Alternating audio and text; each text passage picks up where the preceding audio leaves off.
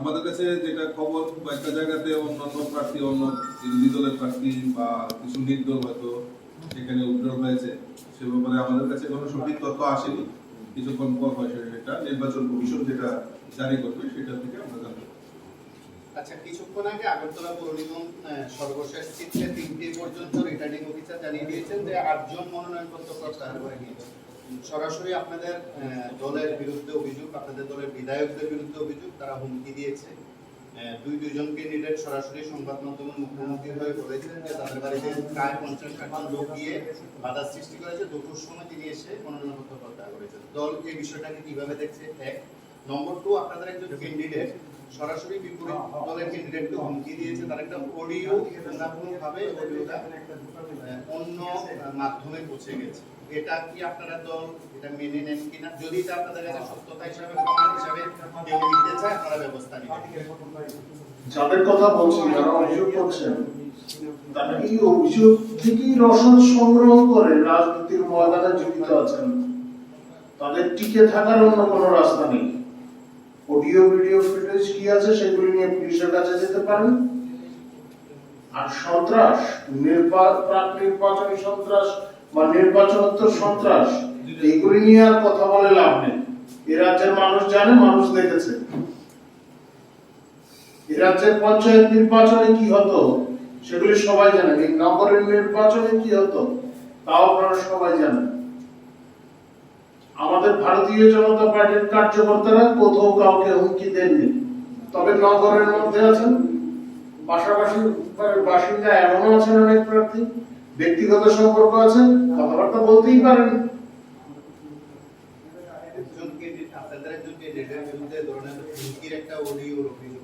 না না, অডিও থাকলে সেটা তো থানায় নিয়ে যাবেন, থানায় গিয়ে অভিযোগ দায়ের করুন, আইনি পদক্ষেপ নিতে পারেন। তো যারা প্রত্যাহার করে নিচ্ছে মনোনয়নপত্র, আপনারা জানেন এই যে ভারতীয় জনতা পার্টির নেতৃত্বে যে সরকার প্রতিষ্ঠিত হয়েছে, এই সরকার প্রতিষ্ঠার পর এই রাজ্যের নির্বাচিত জনপ্রতিনিধি অনেকেই বলেছিলেন তাদের জোর করে বামেরা নির্বাচনে দাঁড় করায়। তারা ওই মতাদর্শে বিশ্বাস করেন না, সমাজে থাকতে হবে, সেই জন্য তাদের নির্বাচনে দাঁড়াতে হয়েছিল। এখন তো আর সেই সময় নেই। এখন তাদের হয়ে অবশ্য অন্যরা একটা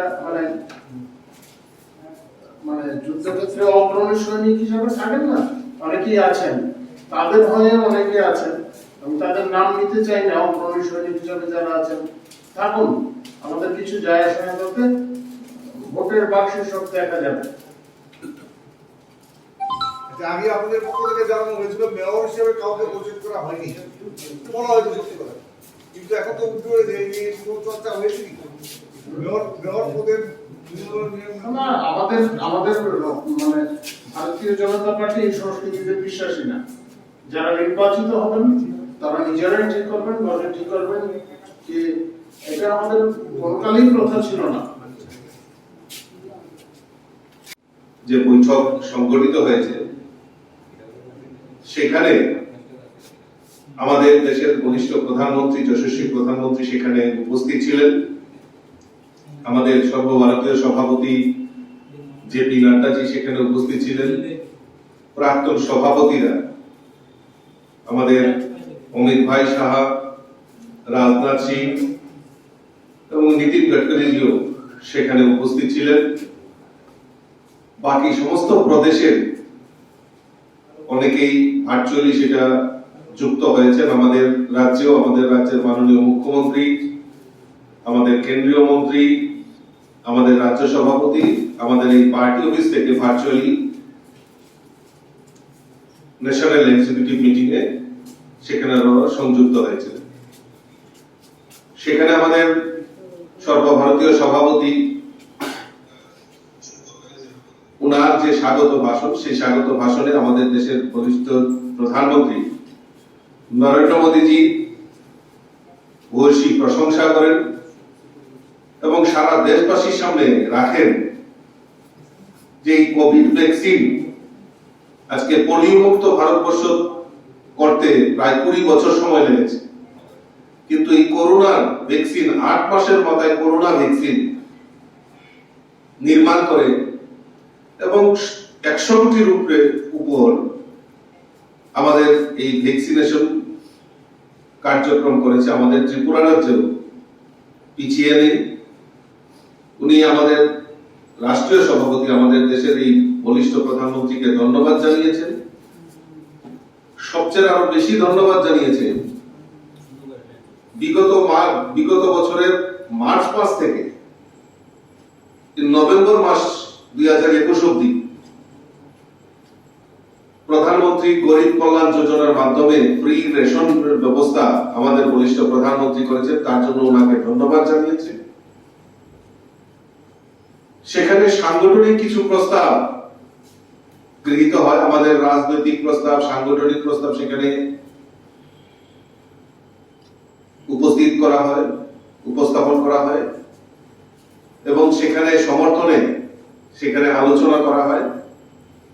সংগঠনের সবচেয়ে গুরুত্বপূর্ণ জিনিস যেটা আলোচনা হয়েছে, আগামী কিছুদিন পরেই 5 রাজ্যের বিধানসভা নির্বাচন এবং দল ইতিমধ্যেই সিদ্ধান্ত নিয়েছে এই নির্বাচনকে সামনে রেখে প্রায় 8 লাখ বুথ যেখানে আবার নির্মাণ করা হয়েছে, সেখানে পৃষ্ঠা প্রমুখ নির্মাণ করা হয়েছে, তাদের এই কার্যকর্তাদেরকে নিয়ে ঘর ঘর চলো যে অভিযান, সেই অভিযানের সিদ্ধান্ত হয়েছে এবং এই 5 রাজ্যের নির্বাচনে ভারতীয় জনতা পার্টির কার্যকর্তাদের একযোগে কাজ করার জন্য আহ্বান করেছেন। বিগত দিনে আমাদের ভারতীয় জনতা পার্টির কার্যকর্তারা এই নির্বাচনকে সামনে রেখে ঘর ঘর চলো অভিযান থেকে শুরু করে ম্যান টু ম্যান কন্টাক্ট করা, সংযোগ স্থাপন করা, মানুষের সঙ্গে সংযোগ স্থাপন করা, মানুষের জন্য কাজ করা, সেই পরামর্শ সেখানে এই সাংগঠনিক সিদ্ধান্ত গৃহীত হয়। এবং ইতিমধ্যে আপনারা জানেন প্রায় 10 লক্ষ ভলান্টিয়ার আমাদের ভারতবর্ষে তৈরি হয়েছে এই কোভিড সিচুয়েশনকে, কোভিড পরিস্থিতিকে মোকাবেলা করার জন্য। এই সমস্ত ভলান্টিয়াররাও এই সমাজ ব্যবস্থাকে পুনরুদ্ধার করার জন্য ওনারাও ভারতীয় জনতা পার্টির সাংগঠনিক স্তরে কাজ করবেন, এরকম সিদ্ধান্ত সেখানে গৃহীত হয়। এবং আগামী দিনে বিগত কিছুদিন পূর্বেই সেখানে উপনির্বাচন, কয়েকটা জায়গাতে উপনির্বাচন সংগঠিত হয়েছে। ভারতীয় জনতা পার্টির বিভিন্ন জায়গায় এই উপনির্বাচনগুলিতেও ভারতীয় জনতা পার্টির জয় জয়কার হয়েছে। হরিয়ানার একটা সিটে তো আমাদের প্রায় 10% ভোট বৃদ্ধি হয়েছে। কাজেই আগামী এবং আমাদের এই ত্রিপুরা রাজ্যেও যে সাংগঠনিক আমাদের যে শক্তিশালী আমাদের বুথ কমিটি নির্মাণ, পৃষ্ঠা প্রমুখ তৈরি করা, পৃষ্ঠা প্রমুখদেরকে জাগ্রত করা, সে নিয়েও আলোচনা করা হয়। এবং আগামী যে আরবান বডি নির্বাচন, সেখানেও যাতে আমাদের জয় জয়কার হয় তার ব্যাপারেও আলোচনা করা হয়। সর্বপরিসরে আমি আপনাদের মাধ্যমে আমাদের দেশের যশস্বী প্রধানমন্ত্রী নরেন্দ্র মোদীজিকে এবং আমাদের রাজ্যের মাননীয় মুখ্যমন্ত্রীকে ধন্যবাদ জানাচ্ছি এই কারণ পেট্রোপণ্যের মূল্য যে হ্রাস করেছে তার জন্য আমরা দীর্ঘদিন ধরে দেখছিলাম যে আন্তর্জাতিক বাজারে যে পেট্রোপণ্যের যে মূল্য বৃদ্ধি ঘটেছিল, আমাদের প্রধানমন্ত্রী দেওয়ালি উপলক্ষে আমাদেরকে, আমাদের এই ভারতবাসীকে এবং তৎসঙ্গে ত্রিপুরা রাজ্যের মাননীয় মুখ্যমন্ত্রী আমাদেরকে যে উপহার দিয়েছেন, তার জন্য আপনাদের মাধ্যমে দেশের প্রধানমন্ত্রী এবং রাজ্যের মাননীয় মুখ্যমন্ত্রীকে অসংখ্য ধন্যবাদ জানাচ্ছি। সবাইকে আবার আন্তরিকভাবে অভিনন্দন। আমাদের ইতিমধ্যেই লৌহ পুরুষ লাল কৃষ্ণ আদবানীজির আজকে 94তম জন্মদিন। আমরা ভারতীয় জনতা পার্টি ত্রিপুরা প্রদেশ কমিটির পক্ষ থেকে ওনার সুস্বাস্থ্য কামনা করছি, ওনাকে অভিনন্দন জানাচ্ছি এবং শুভেচ্ছা জানাচ্ছি। ইতিমধ্যেই আমার পূর্ববর্তী বক্তা, যিনি আমাদের স্পোকসপারসন প্রবক্তা, উনি আমাদের সর্বভারতীয় কার্যকরী ছিল বৈঠক হয়েছে। আমাদের রাজ্য উপস্থিত ছিলেন কিন্তু ভার্চুয়ালি এবার অনেক জায়গা থেকে অনেক রাজ্য থেকে কার্যকর্তারা ভার্চুয়ালি উপস্থিত ছিল। সে অনুযায়ী আমাদের মুখ্যমন্ত্রী, উপমুখ্যমন্ত্রী, প্রদেশ সভাপতি, আমাদের যে এখান থেকে যিনি কেন্দ্রীয় মন্ত্রী আছেন তিনিও ভার্চুয়ালি উপস্থিত ছিলেন। কিন্তু এই বৈঠকে অনেক বিষয় আলোচনা আছে, অনেক বিষয় চর্চা হয়েছে, রাজনৈতিক প্রস্তাব এসেছে, সাংগঠনিক বিষয় চর্চা হয়েছে। এই সমস্ত বিষয়ে মানে এই রাজ্যের মানুষকে অবগত করা প্রয়োজন। আপনাদের মাধ্যমে আমরা রাজ্যের মানুষকে বিষয়গুলি জানাচ্ছি। ইতিমধ্যেই আপনারা সবাই জেনে গেছেন আমাদের দেশের প্রধানমন্ত্রী এখন বিশ্বের সব থেকে জনপ্রিয় রাষ্ট্রনেতা। এই বৈঠকও নরেন্দ্র মোদীজির নেতৃত্বে পার্টি যেভাবে কাজ করছে, দেশ যেভাবে এগিয়ে চলছে সে সংক্রান্ত বিষয় নিয়ে দীর্ঘ আলোচনা হয়েছে এবং ওনার নেতৃত্বে আমাদের দেশ আগামী দিনে আরো এগিয়ে যাবে। আমাদের দেশ যে পূর্বাবস্থায় ছিল আমাদের ঋত গৌরব আমরা ফিরে পাবো, সেই লক্ষ্যে আমরা দেশের ভেতরে যেভাবে কাজ করছি আন্তর্জাতিক ক্ষেত্রেও তার প্রভাব পড়ছে। এই সম্মেলন যারা বক্তব্য রেখেছেন প্রায় প্রত্যেকেই এই বিষয়ে গুরুত্ব আরোপ করেছেন। আমরা এই সময়কালের মধ্যে সারা দেশে যেভাবে টিকাকরণ হয়েছে তা অভূতপূর্ব। বিশ্বের ধনী দেশগুলি, যারা বিত্তশালী দেশগুলি তা করে উঠতে পারেনি। বহু দেশ একত্রিত করেও আমাদের দেশের জনসংখ্যার কাছাকাছি আসে না, এই হিসাবও দেখা গেছে। কিন্তু আমাদের দেশের প্রধানমন্ত্রী সবাইকে, প্রত্যেক ভারতবাসীকে টিকাকরণের আওতায় আনার সিদ্ধান্ত নিয়েছেন এবং সে লক্ষ্যে সাফল্য এসেছে। প্রধানমন্ত্রী যেভাবে বিভিন্ন আন্তর্জাতিক মঞ্চে যাচ্ছেন এবং ওনার প্রস্তাব যেভাবে গৃহীত হচ্ছে, সমাদৃত হচ্ছে, সেগুলিও দেখার বিষয়। যদিও বিভিন্ন ইস্যুতে আমাদের দেশের অভ্যন্তরে বিরোধী রাজনৈতিক কিছু ব্যক্তিত্ব, সব রাজনৈতিক দলের কথা বলবো না, বিরোধী দলের অনেক নেতাও আমাদের বিভিন্ন সিদ্ধান্তগুলি সমর্থন করছেন, তা আপনারা সবাই দেখছেন। কিছু রাজনৈতিক ব্যক্তিত্ব তাদের নকারাত্মক একটা দৃষ্টিভঙ্গি নিয়ে তারা তাদের অভিপ্রায় ব্যক্ত করেন। এগুলির পেছনে অনেক উদ্দেশ্য আছে, কিন্তু আমরা দেখেছি সাম্প্রতিক বিভিন্ন নির্বাচনে তামিলনাড়ুতে একদম তৃণমূল স্তরের যে নির্বাচন, পঞ্চায়েতের যে নির্বাচন, সেখানে আমাদের সাফল্য এসেছে, তেলেঙ্গানাতেও সাফল্য এসেছে। এগুলি দৃষ্টান্ত সাধারণ মানুষের কাছে, একদম গ্রামীণ মানুষের কাছে যাওয়ার যে সুযোগ হচ্ছে, মানুষের উপলব্ধিতে আসছে এই দেশের সরকার কিভাবে কাজ করছে, সাধারণ মানুষকে সঙ্গে নিয়ে কাজ করছে। সে সঙ্গে মানুষকে একসঙ্গে জুড়ে দেওয়া,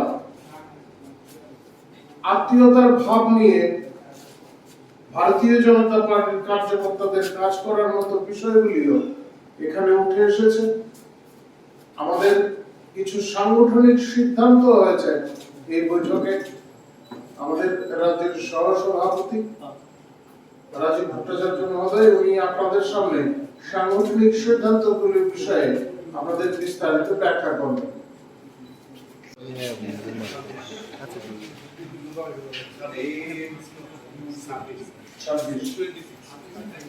আচ্ছা, বা আপনাদের দলের বিভিন্ন কর্মসূচিতে যাদেরকে একদম প্রথম সারিতে দেখা গেছে এবং কয়েকজন বাড়তি হয়েছে, সংখ্যাটা কম করে উঠতে আমাদের সমর্থিত সূত্র দাবি করছে আপনারা আমাদের এই সমস্ত বিষয়ে কিছু জানা নেই, তবে কারণ গ্রহণ হলে আমাদের কিছু করারও নেই। রবীন্দ্রদা, বিরোধীরা দাবি করছে যে পুলিশ প্রশাসনকে বিজেপি ব্যবহার করছে রাজনৈতিকভাবে। পুলিশ এই কথাগুলি আমরা আগে বলতাম এবং বাস্তবে তাই হতো। এ রাজ্যে মাননীয় বিপ্লব কুমার দেবের নেতৃত্বে যে সরকার প্রতিষ্ঠিত হয়েছে, তিনি প্রথম দিনই সাংবাদিক সম্মেলন করে বলেছিলেন যে পুলিশ স্বাধীনভাবে কাজ করবে এবং পুলিশ এখনো স্বাধীনভাবে এই কাজ করছে। আপনারা বিভিন্ন সময় দেখেছেন বিভিন্ন অভিযোগের পরিপ্রেক্ষিতে ভারতীয় জনতা পার্টির অনেক কার্যকর্তাকে ডেকে নিয়ে যাওয়া হয়েছে থানায়, আইনি ব্যবস্থা নেওয়া হয়েছে, পরে অনেকে ছাড়া পেয়েছেন আদালতে গিয়ে, সে আলাদা কথা। তো পুলিশ স্বাধীন, বাম জামানায় এরকম দৃষ্টান্ত দেখাতে পারবেন না। বাম জামানায় এরকম কোনো দৃষ্টান্ত নেই। এখন পুলিশ স্বাধীনভাবে কাজ করে।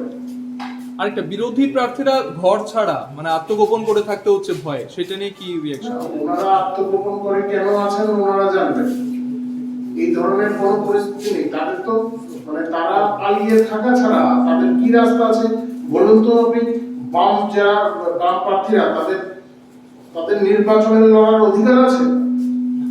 তাদের নৈতিক কোন মানুষের কাছে কি জবাব দেবে তারা? 18 নির্বাচনের পর ভারতীয় জনতা পার্টির সরকার যখন প্রতিষ্ঠিত হলো, তখন এই যারা পার্শ্বরা ছিলেন তাদের দেখাই পাওয়া যেত না। সাধারণ মানুষ তাদের বাড়িতে গিয়ে ধর্ণা দিয়েছে। এখন তারাই আবার নির্বাচনের জন্য, সরকার তো ভারতীয় জনতা পার্টির সরকারই থাকবে, তখন তারা কি দায়িত্ব পালন করবে? তারা তো নৈতিক অধিকার হারিয়েছে, সেই জন্য মানুষ তাদের গ্রহণ করছে না। আচ্ছা, কয়েকজন ক্যান্ডিডেটের বাড়িতে মানে সবাই গেলে আপনাদেরও দেখতে পাবেন যে ভাঙচুর করা হয়েছে, ঠিক আছে? অভিযোগ আপনাদের দিকে এগুলো কি আপনারা মানে জানেন? যেমন 42 নম্বরে তৃণমূল কংগ্রেস, সিপিএম এর বাড়িতে কালকে রাত্রে একজন তৃণমূলের ক্যান্ডিডেটের বাড়িতে ভাঙচুর করা হয়েছে, দুর্বৃত্তরা ভাঙচুর করেছে। দুর্বৃত্তদের রাজনৈতিক পরিচয় আপনাদের বলে তাদের অভিযোগ। আপনারা কি এগুলো তথ্য মানে আপনাদের বিরুদ্ধে অভিযোগ আপনারা যাচাই করেছেন?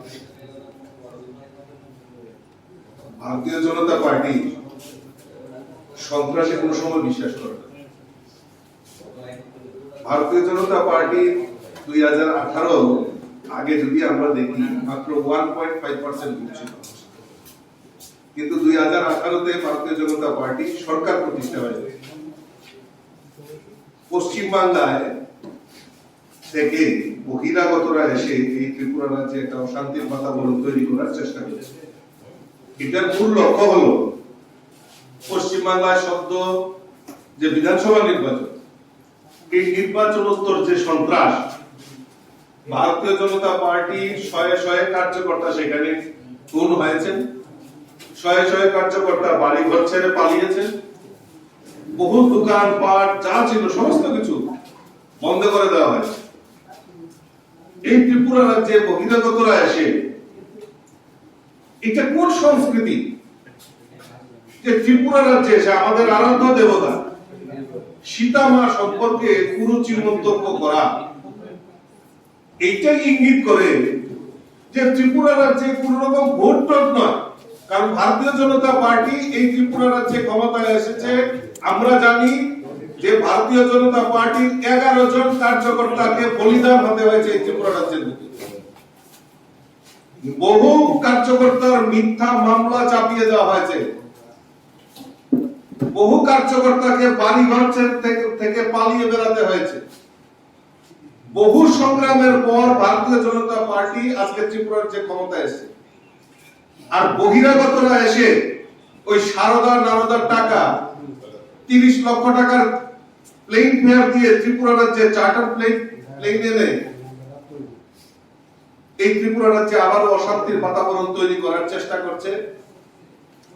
তাদেরও ক্ষমতা নেই। এই ত্রিপুরা রাজ্যে কোনো বলিষ্ঠ রাজনৈতিক ব্যক্তিত্ব তাদের দলে যায়নি, ধার করে তাদেরকে নেওয়া হচ্ছে। সেই জায়গায় দাঁড়িয়ে যেখানে বুথ কমিটি নেই, তাদের কাছে পৃষ্ঠা প্রমুখ নেই, তাদের কাছে কোনো রাজ্য কমিটি নেই, তো তাদের উপর কিভাবে মানুষ আস্থা করে ভোট করবে সেটা প্রশ্নবোধক চিহ্ন। কাজে আজকে হাইলাইট করার জন্য আজকে আমাকে প্রার্থী পদ দেওয়ার পরে আমাকে বাড়িঘর ছাড়া হয়েছে, বাড়িঘর ভাঙচুর হয়েছে। গতকালকে আমার কাছে একটা অভিযোগ এসেছিল যে একটা জায়গায় সিপিএম এর এক প্রার্থী উনাকে বাড়িঘর ভাঙা হয়েছে। আমি শেষ পর্যন্ত খোঁজ খবর নিয়ে দেখি যে উনার বাড়িঘর নেই, উনি অবৈধভাবে জুট মিলের একটা কোয়ার্টার দখল করে উনি সেখানে রয়েছে। উনার বাড়ি ঘরে নেই, উনাকে বাড়ি ঘর ভাঙবে কি করে? অথচ বারবার পুলিশের কাছে, রিটার্নিং অফিসারের কাছে অভিযোগ করছেন যে আমার বাড়ি ঘর ভেঙে ফেলেছে। এই যে অপপ্রচার, এই যে একটা মানে রাজনৈতিক এখন এটাকে হাইলাইট করে একটা মিডিয়া প্রচার পাওয়ার জন্য এরকম হাইলাইটিং তারা করছেন। ভারতীয় জনতা পার্টি পঞ্চায়েত নির্বাচনেও দেখেছেন যে ভারতীয় জনতা পার্টি জয় জয়কার হয়েছে। এখন এই ত্রিপুরা রাজ্যেও আগামী যে আরবান বডি নির্বাচন হয়েছে সেখানেও ভারতীয় জনতা পার্টির জয় জয়কার হবে। মিথ্যা অপবাদ দিয়ে প্রচারের আলোতে আসা যায়, কিন্তু আসলে কোনো কাজ হবে না। মানে ভাঙচুর যে ধরনের অভিযোগ করা হয়েছে, বাড়ি ঘরে হামলা, এই ধরনের ঘটনা ঘটে। একদম মিথ্যা প্রচার বাড়ি করে নিত। বাড়ি করে হামলা কি করে হয়? কোয়ার্টার তো ভেঙেছে। ওয়াটার অবৈধভাবে দখল করে থাকা, কারা ভেঙেছে কে জানে? অবৈধভাবে দখল করে থাকা, এই অবৈধভাবে দখল করে থাকার কারণে তার বিরুদ্ধে ব্যবস্থা নেওয়া প্রয়োজন। আপনাদের প্রশাসন নেয়নি কেন? নেবে, নিশ্চয়ই নেবে। যখন সেটি সামনে এসে তখন অবশ্যই ব্যবস্থা নেবে। ঠিক আছে, ধন্যবাদ।